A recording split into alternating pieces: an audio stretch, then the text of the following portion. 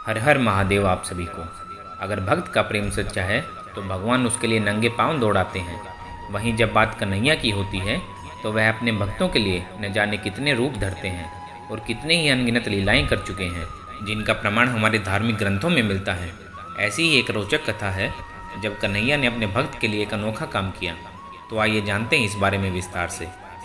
पौराणिक कथा के अनुसार एक बार की बात है, किसी नगर में एक राजा ने एक मंदिर बनवाया जिसमें श्री कृष्ण की मूर्ति भी रखवाई, लेकिन उसकी कभी पूजा नहीं की। पूजा करने के लिए मंदिर में एक पुजारी को रखा गया।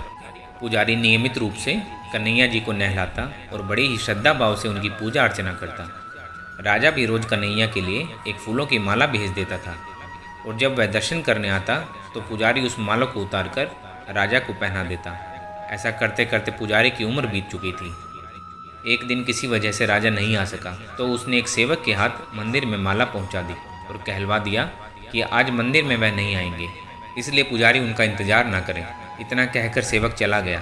पुजारी ने हमेशा की तरह कन्हैया जी को माला पहना दी, लेकिन जब शाम हुई तो पुजारी यह सोचने लगा माला उतार कर किसे पहनाई जाए।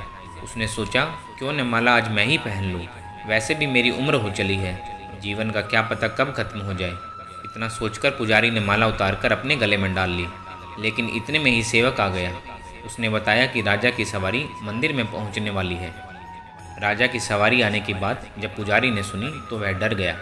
उसने सोचा कि अगर राजा ने उसे देख लिया तो वह उसे मरवा ही डालेगा। आनन फानन में पुजारी ने माला उतारकर वापस कन्हैया जी को पहना दी।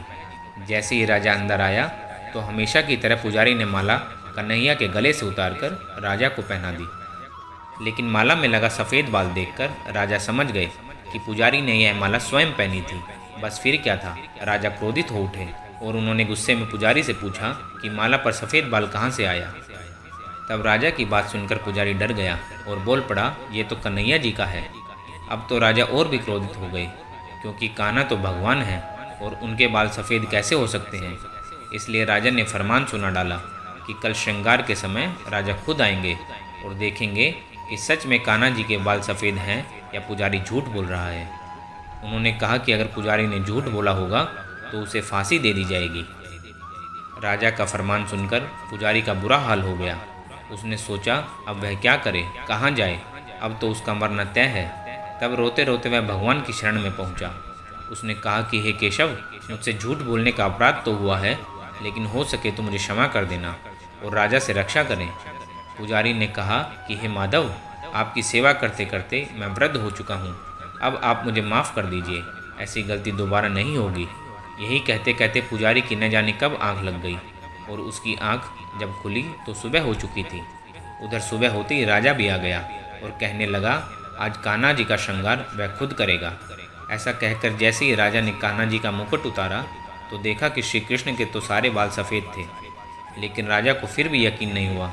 उसे लगा कि फांसी के डर से पुजारी ने ही बालों को रंग दिया है। राजा ने सोचा कि क्यों न कन्हैया जी का एक बाल तोड़कर देख लिया जाए। इसके बाद राजा ने कान्हा जी का एक बाल तोड़ लिया, लेकिन जैसे ही बाल टूटा कन्हैया जी के सिर से खून की धारा बहने लगी। यह देखकर राजा भगवान के चरणों में गिरकर माफ़ी मांगने लगा। तभी श्री कृष्ण की मूर्ति से आवाज़ आई, हे राजन, तुमने मुझे केवल एक मूर्ति मात्र ही समझा, इसलिए आज से मैं तुम्हारे लिए केवल मूर्ति मात्र ही रहूँगा।